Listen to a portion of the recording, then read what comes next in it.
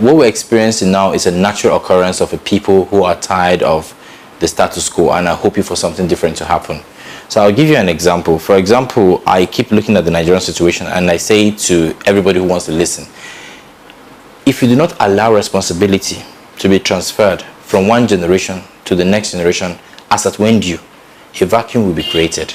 Because you see all these young people, they want to believe or feel that there's a need for them to be called Nigerians. But one thing I need to get clear here is, this is not an ambition, it is a vision. And only because we have started visualizing a thing like this, we're getting more aspirants. I'm the first aspirant that declared to run. And at the time I did this, I heard things like, he's crazy, he's mad, he's a joker. There will always be dream killers, there will always be naysayers. What is important is the fact that I'm not standing alone anymore. It makes me confident that anytime you see an aspirant who hasn't had the opportunity to steal Nigerians' money, who has never stolen Nigeria's money, whose name is not on the list of looters, please support him in any way you can. And this is because it's an expensive venture.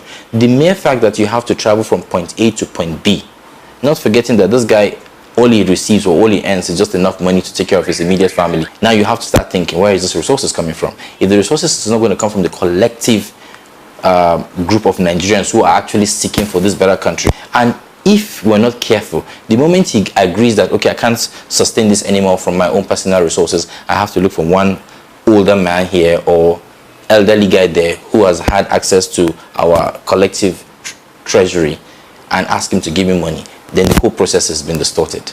Because at that point, he will not be able to deliver the kind of dividends of democracy that would expect from him should he get into office. The average man on the street in Kano doesn't know if this country produces oil.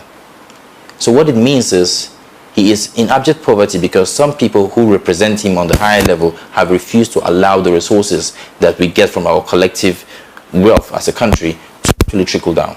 There are no healthcare systems, there are no basic amenities and all of those things that these poor people would need.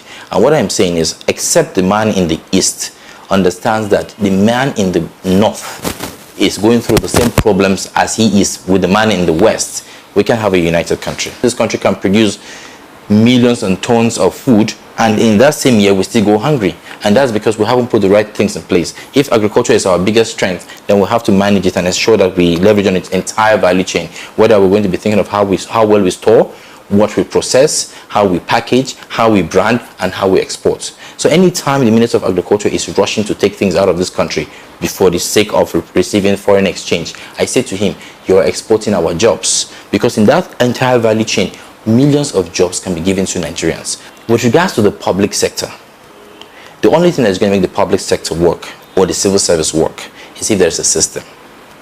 I'll give you an example with the banking sector. The day 1,000 naira would miss, that banker will not leave his office. He has to balance the books. And that's because there's a system. The moment he cannot balance the books, they would have to raise a flag and say, 1,000 naira is missing here. But they not just say 1,000 naira is missing, they will look at it and say 1,000 naira is missing here. It was taken at 2:30 p.m. on the 14th of January 2018 by so person. And so people just believe that when we bring this system, I will not have a chance to dip my hands directly into the pockets of the treasury and put it in my own pocket.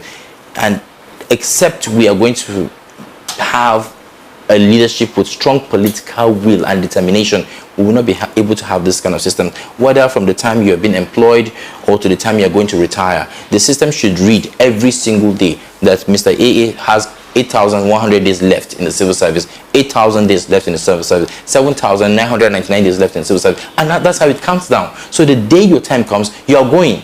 And that gives space for the next generation to come into the system. Otherwise, we'll keep having problems with the public sector. I think if we want the system to work, we would have to look and find how we can bring people in the private sector who have proven themselves, who are succeeding, who are excelling, to come in and help the public sector work for the betterment of our people. I would want Nigerians to be very critical about ensuring that we're not going to fall into the same kind of crisis that we always fell in, where same people would move to a new platform and call it a new name, and then we get fooled into the system.